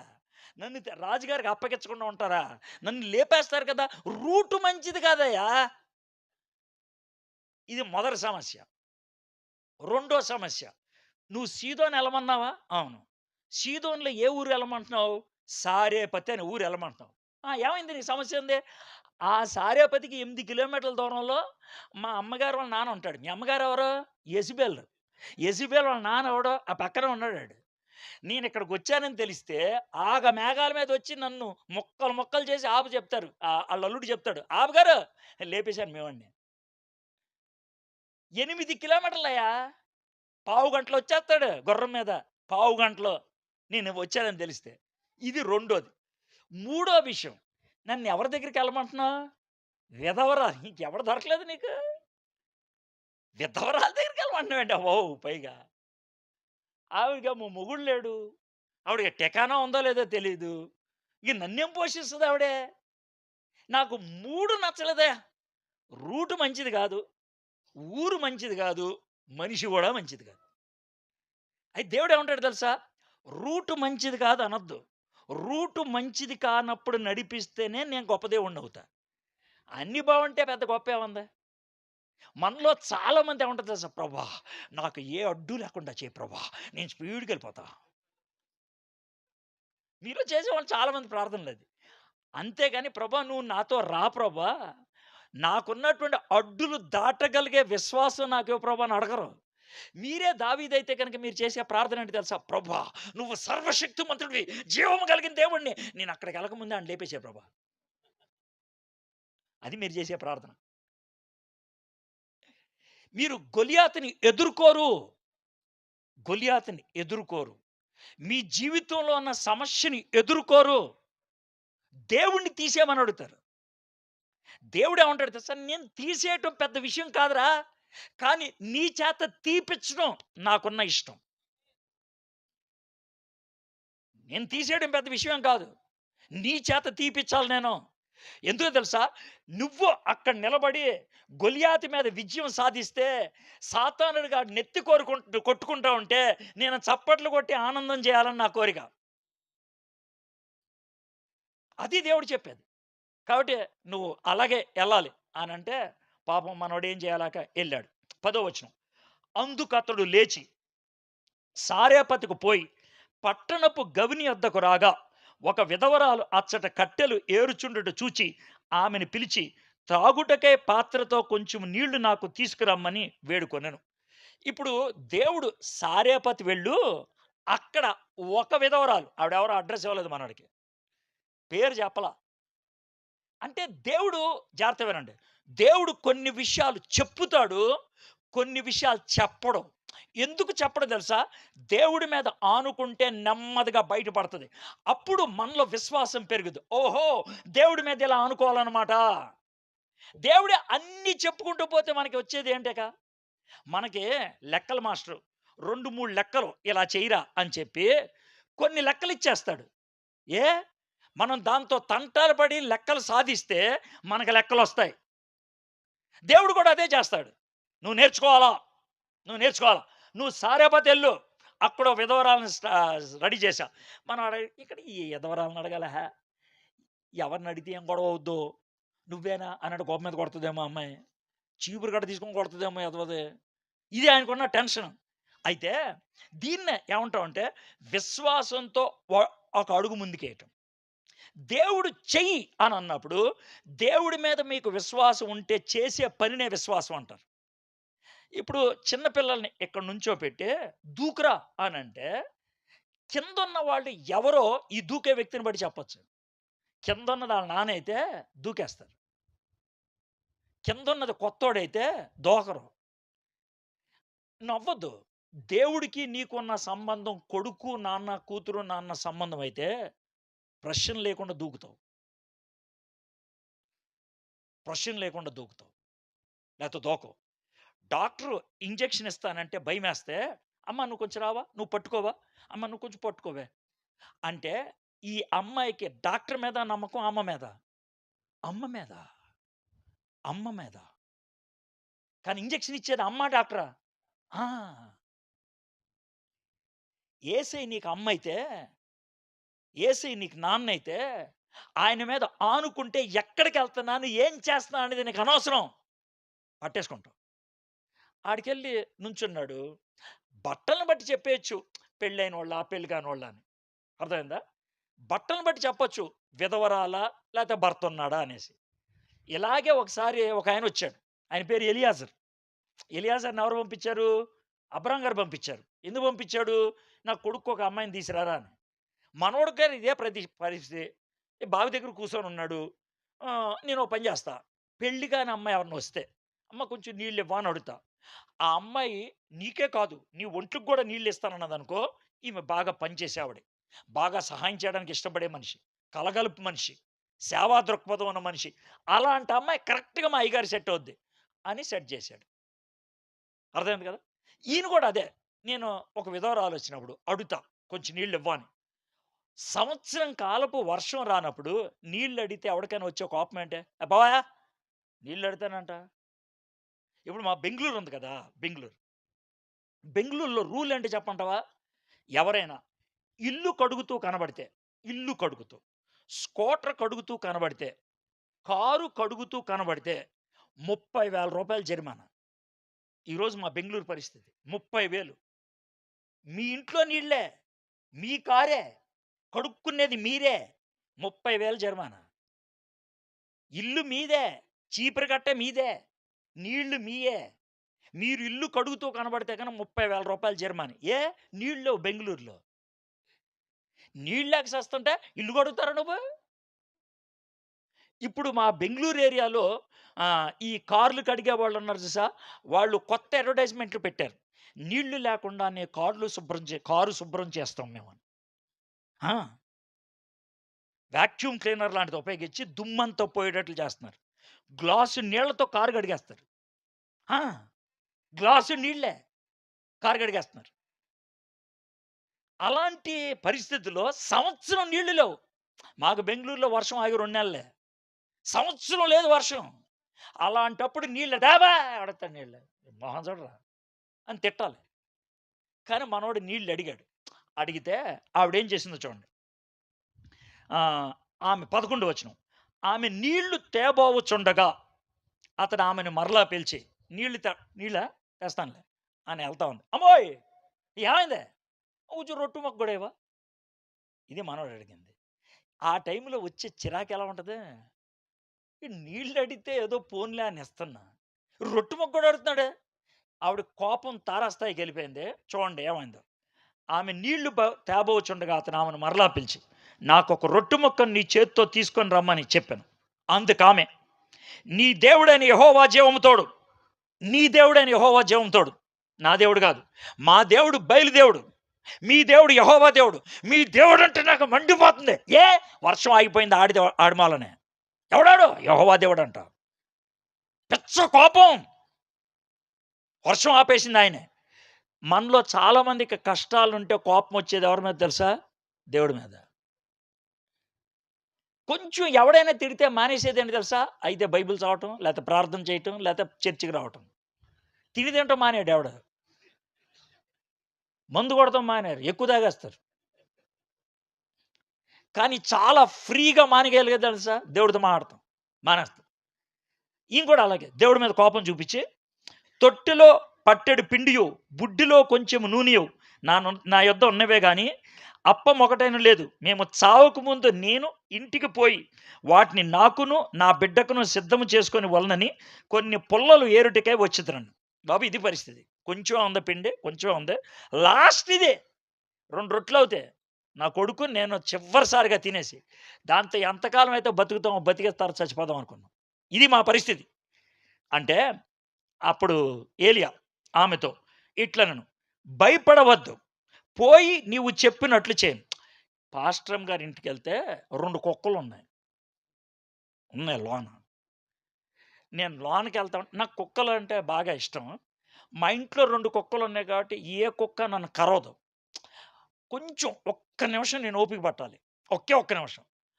అది వచ్చి నన్ను వాసన చూస్తే ఈడింట్లో కుక్క ఉందనే విషయం ఆ కుక్క అర్థమైపోద్ది. ఇక నన్నేం చేయదది. ఏ కుక్క అయినా సరే. కాబట్టి నాకు తెలుసు. నాకే కుక్కలంటే ఏంటి తెలీదనుకో, లోనకొచ్చేస్తున్నాను. పాస్టరమ్మ గారని యూజువల్ డైలాగ్ ఏంటి తెలుసా? ఏమవ్వదు. వచ్చేసేయండి ఇంట్లోనే ఉంటాయి. కానీ యువతలోడికి ఏమవ్వదనేది ఎక్కుద్దా? ఎక్కదు. అర్థమైందా? ఏమవ్వదంటే ఎక్కదు. అంత దాకెందుకు? మీరు ఓ పెద్ద ఆసామి ఇంటికెళ్లారు. గేటు కొట్టారు తలుపు. ఇలా గేటు తీద్దామనే లోపల ఆళ్ళు తలుపు తీస్తే ఆళ్ళ పక్కన ఇంత పెద్ద కుక్కుందనుకో, మీరు వెంటనే మళ్ళీ గేటేస్తారు. అవతల ఏమందో టిమ్మీ పక్కెళ్ళు అనంటే నువ్వు వస్తావు లోనకి. రావు. నేనెందుకు ఈ 2 ఉదాహరణలు చెప్పాను తెలుసా? ఈవిడతో ఏమవ్వదు అంటే, ఏమిరా పిచ్చోడా ఏమవ్వదేంట్రా చివరి పిండుంది మా ఇంట్లో ఇంతే. నీకేం తెలుసు మా బాధ? నూనె కొంచెం ఉందని నాది సమస్య. నీకేం తెలుసా? భయపడొద్దంటే భయపడకుండా ఉంటాను. నేను పిచ్చదానిలా కనబడుతున్నానా? ఆయన అన్నమాట. ఏలియా ఆమెతో ఇట్లనెను, భయపడొద్దు. పోయి నువ్వు చెప్పినట్లు చేయము. అయితే అందులో నాకు ఒక చిన్న అప్పము మొదలు చేసి నా యొద్దకు తీసుకురమ్ము. ఉన్నాయి 2 రొట్టెల పిండి అంటే ఫస్ట్ నీకిచ్చేయాలా? ఏం మనిషివే నువ్వు? ఏం కోరికయ్యా నీది? ఏం మనిషివి? ఏం కోరిక? దేవుడు మనల్ని అడిగేటప్పుడు జాగ్రత్త వినండి. మన యొక్క కలిమిలోంచి అడగడు దేవుడు చాలా సార్లు. లేమిలోంచి అడుగుతాడు. మళ్ళీ చెప్తాను నేను. నీ దగ్గర రూ. 100 ఉంటే రూ. 10 అడగడు. నీ దగ్గర రూ. 10 ఉంటే రూ. 10 అడుగుతాడు. మళ్ళీ చెప్తున్నాను నేను. అదే విశ్వాసం. అదే విశ్వాసం. మనము పనికిమాలినోళ్ళు ఫోన్ చేస్తే డబ్బులిచ్చేస్తాం. దేవుడు ఇమ్మన్న చోట ఇవ్వం. మనకి డౌట్ దేవుడి మీదే. పనికిమాలినోళ్ళ మీద డౌట్ ఉండదు. ఎంతమంది డబ్బులు పోగొట్టుకుంటారో. అంటే దేవుడి మీద ఆనుకోవటం చేత కానప్పుడు ప్రతి పనికిమాలిన ఎదవ మీద ఆనుకుంటాం మనం. స్పష్టంగా చెప్తున్నా. దీంట్లో జాలి చూపించేది ఏమి లేదు. పక్కా దేవుడి మీద ఆనుకుంటే దేవుడు జ్ఞానం ఇవ్వడా? దేవుడు ఆపడా? అది చేయట్లేదు నువ్వు. వేరే వాళ్ళ దగ్గరికి వెళ్ళొద్దు. ఈమె ఆ మాటని నువ్వు ఫస్ట్ రొట్టె పట్టురా అన్నది. గుర్తుపెట్టుకోండి, దేవుడికి ఎప్పుడిచ్చినా ఫస్ట్ ఇవ్వాలి, లాస్ట్ కాదు. గుర్తుపెట్టుకోండి, మనం కానుకలేస్తాం కదా! కానుకలు. ఎంతేస్తున్నామో అందరికీ తెలుసుద్ది. ఎలా ఏస్తున్నామో ముగ్గురికే తెలుసుద్ది. ఎంతేస్తున్నామో అందరికీ తెలుసుద్ది. ఎలా ఏస్తున్నామో ముగ్గురికే తెలుసుద్ది. ఎవరా ముగ్గురు? ఒకడు నువ్వు, రెండో దేవుడు, మూడో దెయ్యంగాడు. ముగ్గురికే తెలుసుద్ది. ఏంటి సార్ ఎలా ఏస్తున్నాను అనంటే మీకు చెప్తాను. ముందు అర్థమయ్యేది చెప్తాను. తర్వాత ఊహించింది చెప్తాను. తర్వాత రెండాటిని బట్టి మీకు చెప్దాం. అర్థమయ్యేది చెప్తా.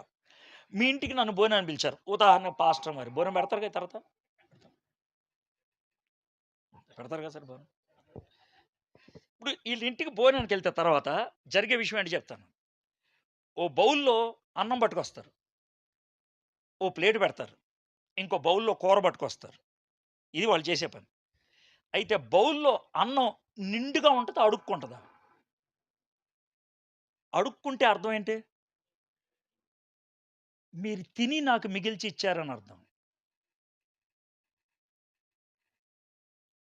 నిండుగా ఉంటే అర్థం ఏంటి? మీరు తిన్నాక మేము తింటాం అని అర్థం. నన్ను గెస్ట్‌గా పిలిస్తే, నన్ను గౌరవిస్తే, నన్ను ప్రేమిస్తే మొదట నాకు పెట్టి, ఆ తర్వాత మీరు తింటారు. నేను అడుక్కునేవాడినైతే పక్కా చెప్తున్నా. నేను అడుక్కునేవాడినైతే నేను తిన్నాక మిగిలింది ఆడికి పడేస్తా. ఇది మీకు బాగా అర్థమైన ఎగ్జాంపుల్ కదా! ఇప్పుడు చెప్తాను. దేవుడు మీకు అడుక్కునేవాడా? లేతే మామూలోడా? సార్ మేము దేవుడిని అడుక్కునేవాడిలాగా చూడట్లేదు అనే మాట కవరింగ్ ఎయొద్దు. మీరు చూస్తారన్నట్లు రుజువు చేస్తా ఇప్పుడు నేను. ఎలాగో చెప్తాను. మీకు రూ. 20,000 జీతం వచ్చింది. రూ. 20,000 ప్రభా! రూ. 20,000 జీతం ఇచ్చావు నీకు వందనాలు. మీరు మంచి ప్రార్థనా పరులు కాబట్టి ముందది చేశారు. తర్వాత ఈ 5,000 ఇంటద్దె, ఈ 3,000 పాలోడికి, ఈ 2,000 కూరగాయలోడికి, ఈ 3,000 పాప ఫీజు, ఇది ఆడికి, ఇది ఈడికి. చివర 800 మిగిలింది. ఇది కానుక. దేవుడికెప్పుడిచ్చావు? ప్రపంచంలో ఎవడికైనా తెలిసేది నువ్వు ఇచ్చే 800. కానీ ఎప్పుడిచ్చావో తెలిసేది దేవుడికి, నీకు, దెయ్యంగాడికే. అదే రూ. 800 ముందు తీసి, మిగిలింది నువ్వు ఖర్చు పెట్టుకుంటున్నావనుకో, అది వేరే. ప్రథమ స్థానం ఎవరికిచ్చినట్లు? దేవుడికే. కానీ మనం ఇవ్వలేం. ఇవ్వలేం. ఇవ్వలేం. నీ జీవితంలో ఎందుకు ఎదగట్లేదంటే దేవుడు ఒక రూల్ పెట్టాడు. ఏమని తెలుసా? ఇది తీసుకెళ్ళి దీనికి పెట్టరా అని పెట్టాడు. నువ్వు ఇలా పెట్టి మాడితే ఆ సౌండ్ వస్తది. సౌండ్ రావడానికే పెట్టా. నువ్వేం టెన్షన్ పడొద్దు. నువ్వంతా అలాగే ఉండాలి. మొదటగా దేవుని రాజ్యం ఎదుకుము. ఇవన్నీ నీకు అనుగ్రహించబడతాయి. అది దేవుడు పెట్టిన సిస్టమ్ అది. నువ్వు అలా పెట్టకపోతే అవ్వదు పని. అవ్వదు. నాకెందుకు అవ్వట్లేదంటే సిస్టమ్‌లో తేడా వచ్చింది ఎక్కడో. మొదట ఆయనకి ఇవ్వాలి స్థానం. ఇస్తున్నావో లేదో ఆలోచించుకో. సరే. మొదటగా నువ్వు పోయి అందులో నాకొక చిన్న అప్పం మొదట చేసి నా యొద్దకు తీసురమ్ము. తర్వాత నీకును, నీ బిడ్డకును అప్పములు చేసుకొను. ఫస్ట్ నాకియ్యి చిన్న మొక్క. తర్వాత మీ పిల్లలకి, నీకు. ఆ తర్వాత ఏమన్నాడు? భూమి మీద యెహోవా వర్షం కురిపించు వరకు ఆ తొట్టిలో ఉన్న పిండి తక్కువ కాదు, బుడ్డిలో నూనె అయిపోదనను. ఆయన ఒక్కటే ఒక మాట చెప్పాడు. అమ్మా, దేవుడు చెప్తున్న మాట 15వ వచనం. ఇశ్రాయేలీయుల దేవుడైన యెహోవా సెలవు ఇచ్చి ఉన్నాడు అనను. మా ఇశ్రాయేలీయుల దేవుడైన యెహోవా సెలవిస్తున్నాడు. పిండి అయిపోదు, నూనె అయిపోదు, వెళ్ళిపో. ఆ మాట ఆ అమ్మాయి నమ్మిందా లేదా? ఆ అమ్మాయి యెహోవా దేవుడి గురించి విన్న డైలాగులు ఎన్ని? ఒకటే. ఒకటే. ఒకటే. ఆమె జీవితం మొత్తంలో విన్నది ఒకటే. అంతకుముందు ఇనలా. ఒక్కటే.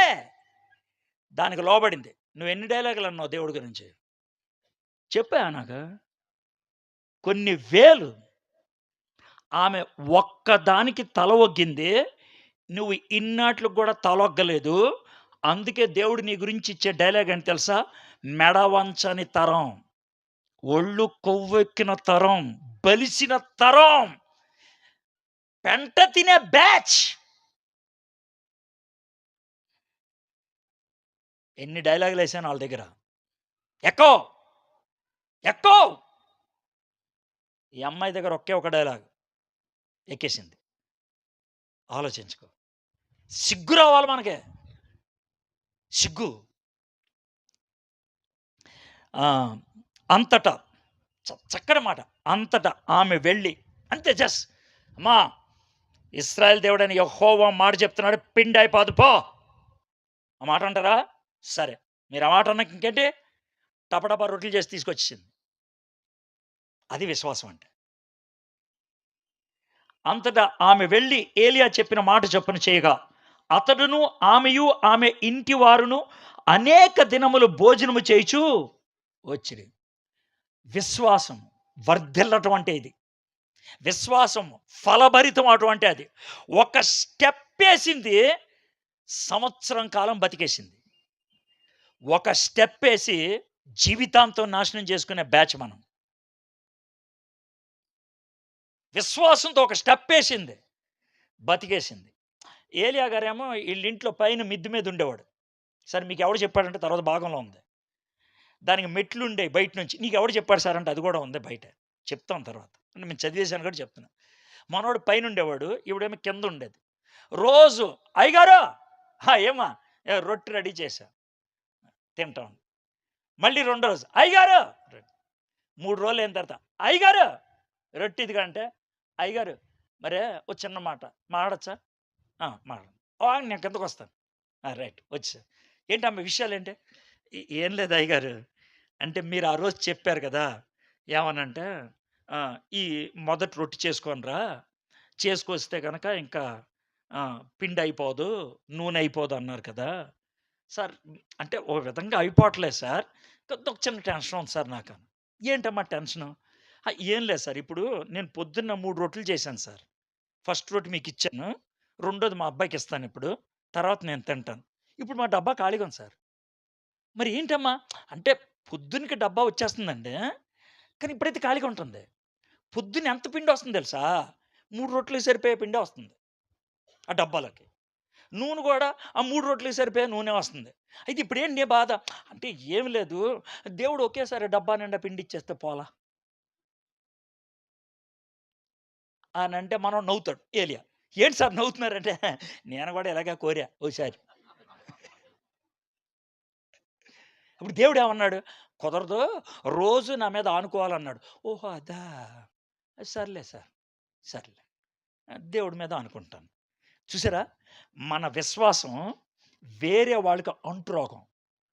మన విశ్వాసం వేరే వాళ్ళకి అంటురోగం. మనం విశ్వాసం చూపిస్తున్నాం అనుకో, చూసి చూసి వాళ్ళు కూడా ట్రై చేస్తారు ఏదో అది. ఇప్పుడు ఏలియా విశ్వాసం ఈవిడికి అంటురోగమై కూసుంది.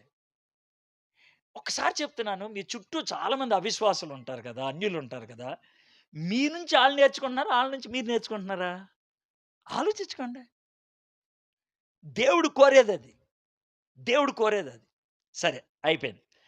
యెహోవా ఏలియా ద్వారా సెలవిచ్చిన ప్రకారం తొట్టిలో ఉన్న పిండి తక్కువ కాలేదు, బుడ్లో ఉన్న నూనె అయిపోలేదు. రెండో సీన్ అయిపోయింది. ఇక్కడ మూడో సీన్‌కొచ్చాం. అటు తర్వాత ఆ ఇంటి యజమానులైన ఆమె కుమారుడు రోగి అయి ప్రాణము నిలవజాలనంత వ్యాధి గలవాడాను. ఇప్పుడు ఎవడైనా సడన్‌గా చచ్చిపోయాడనుకో, షాక్ తిని ఏడుస్తాం, 2 రోజుల్లో పోద్ది. కానీ ఎవడికైనా జబ్బొచ్చి చచ్చిపోయాడనుకో, ఆ బాధ భయంకరంగా ఉంటది. ఎందుకంటే రోజుకు కొంచెం కొంచెం పోతా ఉంటది. ఎలాగో చెప్తాను. అయ్యగారు ఏంటి మొహం అలా పెట్టుకున్నావు? అంటే బాబుకి కొంచెం బాలేదు సార్. సర్లేమ్మా ప్రార్థన చేస్తాను. రెండో రోజు అయ్యగారు ఏమైంది? బాబుకి కొంచెం జ్వరం ఎక్కువైపోయిందండి. అయ్యగారు ఏమైందమ్మా? పోయేటట్టున్నాడు సార్.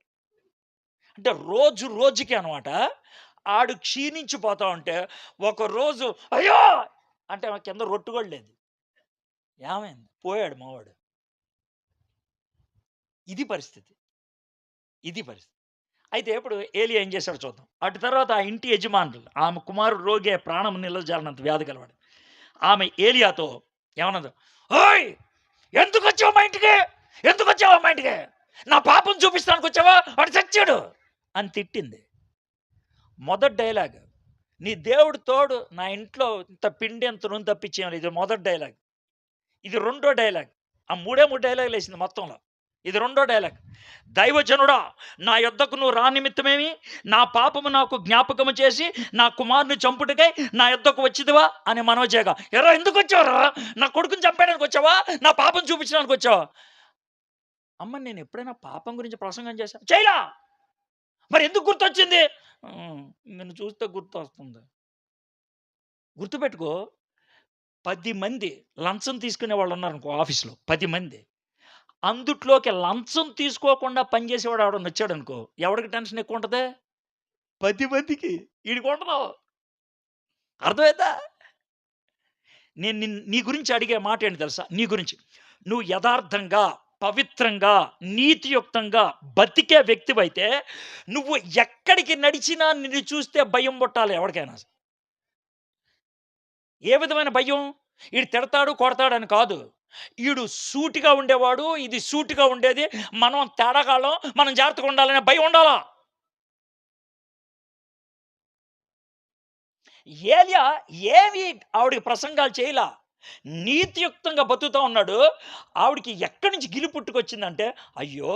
ఇంతకాలం మనకు ఫుడ్ ఎట్టింది ఎవడు? ఇశ్రాయేల్ దేవుడు. నేను పూజ చేస్తుంది ఎవరిని? బయలుదేవుడిని. నేను చేస్తుంది తప్పు కదా! అందుకే నా కొడుకు పోయాడని ఆవిడకి అర్థమైపోయింది. ఈయనేం చెప్పలా ప్రసంగం. తప్పు నాదే.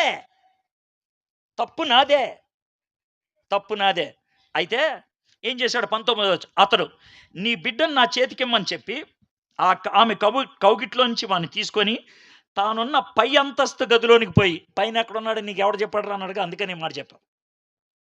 పై అంతస్తు గదిలోనికి పోయి తన మంచం మీద వాడిని పరుండబెట్టి, మంచం మీద పడుకోబెట్టి, యెహోవా నా దేవా, నన్ను చేర్చుకొనిన ఈ విధవరాలు కుమారుని చంపునంతగా ఆమె మీదకు కీడు రాజేసిదివే అని యెహోవాకు మొర్రపెట్టగా, ఇది కోపంతో చేసిన ప్రార్థన. దేంతో? ప్రభువా, విధవరాల దగ్గర రమ్మన్నావు, వచ్చా. ఇప్పుడు ఈడు కొడుకుపోయాడు. ఇప్పుడు నా పతి ఏంటి? ఈడి మీద కోపం చూపించమేంటి నువ్వు? కోపం.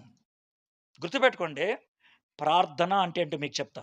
ప్రార్థన అంటే ఇక్కడేముందో ఇక్కడికి అదే రావాలి. ఇక్కడేముందో ఇక్కడికి అదే రావాలా.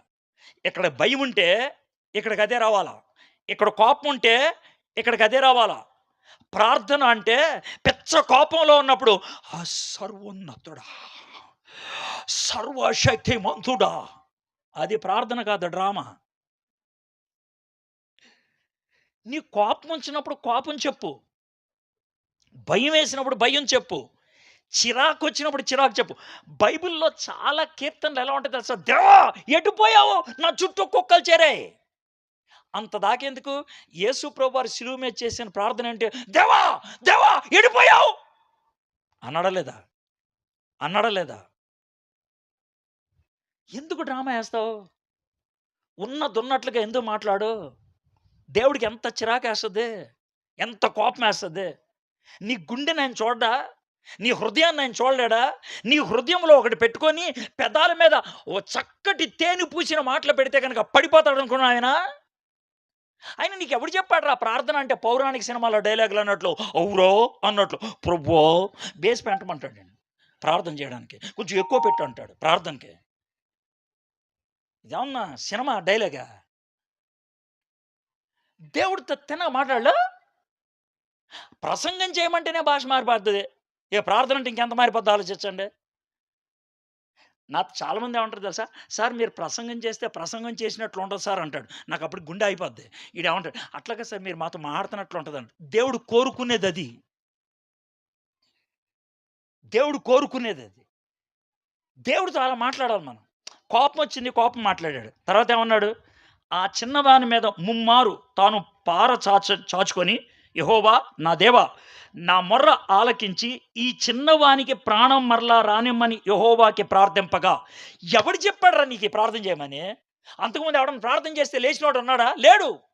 బైబిల్‌లో చచ్చిపోయినోడు తిరిగి లేవటం అనేది ఇప్పటిదాకా జరగలా. బైబిల్‌లో జరగలా. ఇదే మొదటిసారి. ఆయన ప్రార్థన చేశాడాయన. ప్రభువా ఆనికి ప్రాణం ఇయ్యి అని అడిగాడు. అంటే దేవుడిని మనం ఏదైనా అడగొచ్చా? ఏదైనా అడగొచ్చు. కానీ ఇస్తాడో లేదో మనకు తెలీదు. ఇస్తాడో లేదో మనకు తెలీదు. అడగొచ్చు. అడగొచ్చు. ప్రభా నాకు ఇది కావాలనిపిస్తుంది ప్రభా అని అంటే దేవుడు ఓకే అనొచ్చు, నో అనొచ్చు, కొద్దిసేపు ఆగు అనొచ్చు. మూడాట్లో ఏదో ఒకటి చెప్పొచ్చు. అడగకూడదని ఏమి లేదు. అంటే కొంతమంది ఏవండీ ఇలా ప్రార్థన చేయొచ్చో లేదో అని. ఎవడైనా ఆ మాట అంటే చెప్పు తీసుకొని కొడతారా? దేవుడి దగ్గర డ్రామా ఏంట్రా? నువ్వు ఏం ప్రార్థన చేయాలనుకున్నావు గుండెలో ఉన్నది ఆయన వినలేదేటి? వినలేదా?